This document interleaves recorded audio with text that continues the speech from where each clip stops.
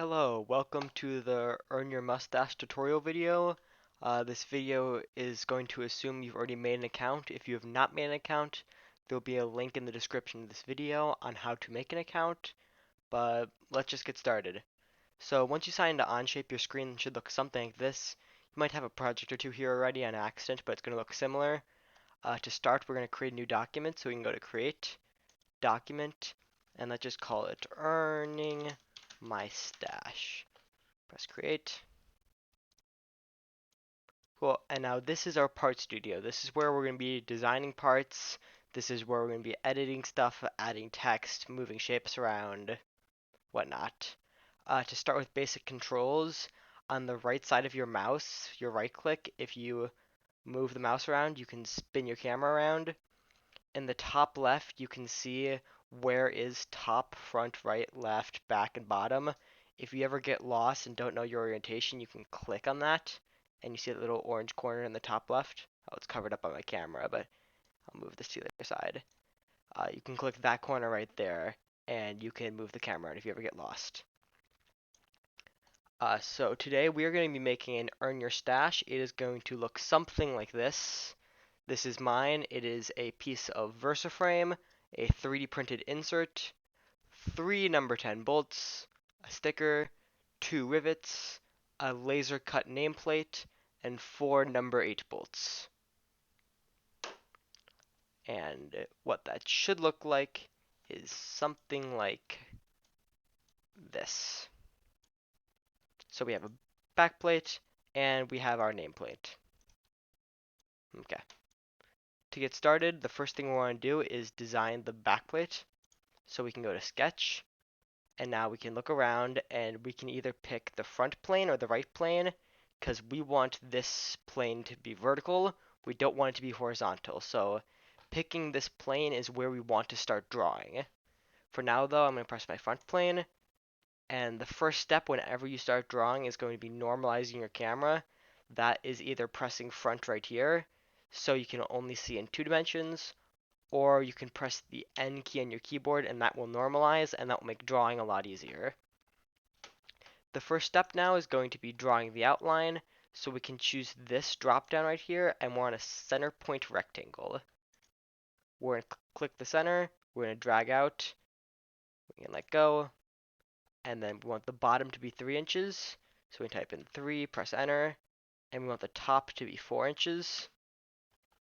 If for whatever reason you miss those, you can delete these if you want, and you can use the dimension tool. It's this one right here. It's also the D key on your keyboard. You can click this and then click here. You can type in 3 inches, press enter. You can click here, type in 4 inches and press enter. And this is all we need to do for our first step. Now we can press check and we can extrude this to 3/16 of an inch.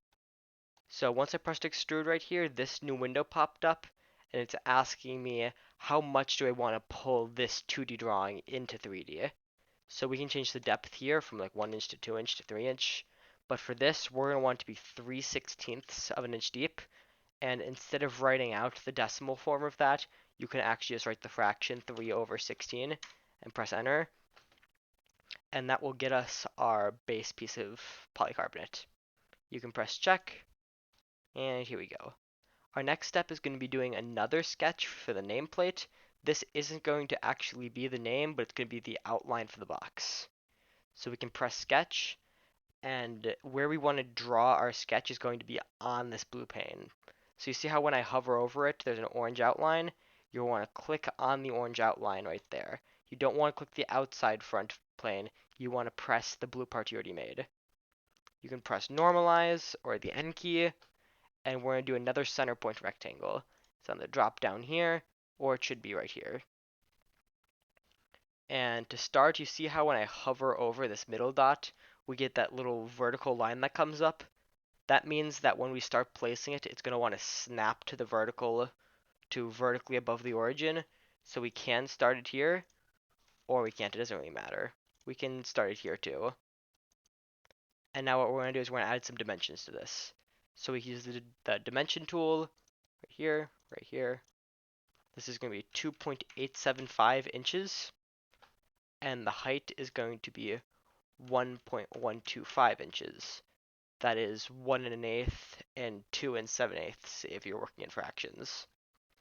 Now what we can do is we can do that vertical aligning to the origin. The origin is just like the center of the part studio. So we can either, I like to tap escape to get rid of the dimension tool, but you can just click off of it too. I like to drag this and you get a little yellow auto snap line. You can do that, or you can use this vertical tool, click here and click here, and it'll also snap vertically. So now we're almost done. We just have to snap this so it's at the top. We're going to want to click here and here with the dimension tool, and it'll let us place a dimension in between these two. And this is going to be 1/16 of an inch. Again, instead of typing out the decimal, we can just type out the fraction, 1 divided by 16, and press enter. And now we have our outline. From this, we can use the extrude tool again. It's right here. We're going to click the sketch we made, and our depth this time is going to be 1/8 of an inch. And if you notice right here, it's all blue and there's only one part down here. That means it thinks it's one whole part, even though these are two separate parts. So we can switch this extrude to new instead of add, and it's going to make a new part instead of adding to an existing part. Because the software doesn't know if you're trying to move this face out or if you want a separate part. Next step is we're going to use the fillet tool. Fillet, yeah. I'm not actually sure where it is. If you ever don't know where a tool is, you can use search tools in the top right, and you can search for fillet. It's right here in this case, and it's going to ask for entities to fillet. Any blue box over here means you have to fill it out. So for this, we're going to do a 0.25 or a 1/4 inch radius, and we're going to click these two top corners, and that's just going to round this out so we don't have as sharp of a corner on top. It'll make it less likely to like cut your finger or anything. Now we're going to do another fillet. This time we're going to do all 4 of these inside ones, and these are going to be a bit smaller. These are going to be, again, oh, this one's different. Is it 3/16? Yeah, it's 3/16. These are going to be 3/16, so you see how the radiuses line up and it looks nice? That's how you know you did it right. And for that, in the blue, we made sure to select all 4 of the edges. You don't want to click here, because that'll do that. You're going to want to click here, here, here, and here. Oops, looks like I missed one. Okay. The next step is going to be adding the screw holes to mount this plate to this plate, to add the eyes for the mustache, and to add mounting for the bottom. So we can make a brand new sketch, and we're going to click on this plane. We don't want to click on the front plane, we want to click on this blue plane. This is going to be kind of a complex one. So to start, we want to add 3 bottom holes in the middle. So what we can do is we can use the circle tool, and we're going to do 1, 2, 3, and those are all kind of wonky right now, but we can fix them later. We're also going to add 1 hole right here, and now what we can do is we can use the mirror tool, and it's going to ask select a mirror line. You can click here, and then tap escape. So now we have 2 circles that are being mirrored, and we have these 3 at the bottom.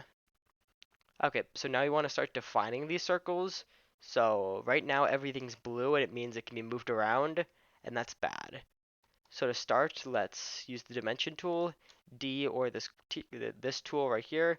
We can click this bottom line and this center dot, and we can type in 0.5. And then what we're going to want to do is this one to this one.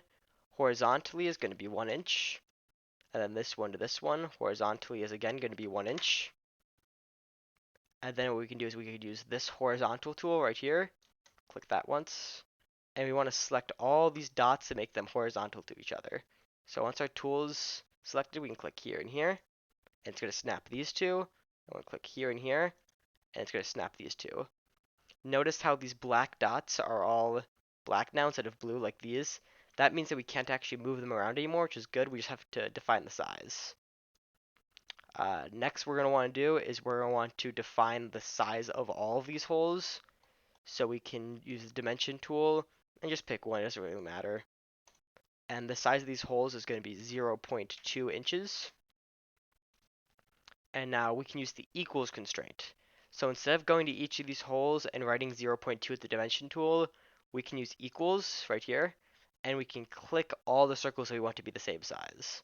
So these two can have the same size, and these can be the same size, and we can snap that up here. And these are mirrored, so they're always going to be the same size. Next step is we're going to define these blue ones so they're actually fixed in place. So we can use the dimension tool again. From this center to this center, we want to do 1.75 inches. And now from this to this, we can do 0.35 inches. And notice how everything's blue. We're almost done. We have one more step. We're going to use the circle tool again, and we're going to want to try to snap it to these corners. So you see how we have a curve right here? We're going to hover over till we get that orange square. We're going to click, and we're going to do that on all the corners.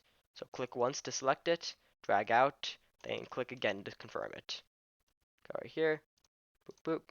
And you want to wait for that orange square to appear, so it snaps to the middle. Now we can use the equals constraint again, and we'll make all of these the same size. The equals constraint is the E key, or it's the little equal symbol up here. Now these are all fixed in place, but they're different sizes, and these are smaller bolts than the ones down here. So these are going to be dimension tool 0.136. That's a specific decimal. It kind of sucks. It is what it is. And this is it for the sketch. Now that this is done, we can press check and we can extrude this. But this time, instead of extruding to add to a part or make a new part, we're extruding to remove from parts. So instead of add, we can choose remove. And it's freaking out now, and it's going to ask us our merge scope. Our merge scope is basically saying, okay, it's taking all of these red bits and removing them, but from which parts? So we want to be removing from all parts. So we can either click both of these, or we can check this box that says merge all. Those do the same thing. Notice we have holes here and holes here, but they're not going through this gray piece, which we want. We can go back to our sketch, or back to our extrude, and we can check this symmetric box. That basically means that it's extruding half one way and half the other way. If I uncheck this box, you can actually see that, how there's red going both ways now, so it wants to cut into both parts.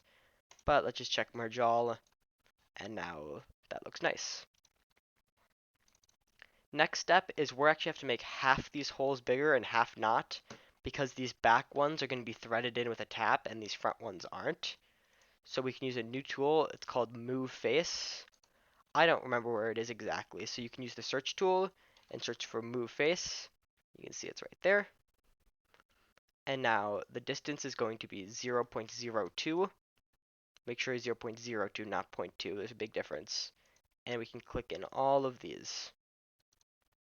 And right now it's making our holes smaller, but we want these outside holes to be bigger. So we can flip the direction of this little arrow, and it's going to make these outside holes bigger for us. Finally, you get the fun step of adding your name. So we're going to want to do a new sketch. On the gray piece, we're going to normalize the camera with the N key, and we're going to use this text tool right here.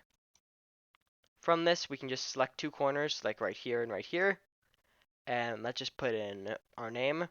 For this, I'm just going to write our team number, 8122, but for you, you'd write your name, pretty self-explanatory, and up here there's a font option, and you want to select this top font because it's a stencil font.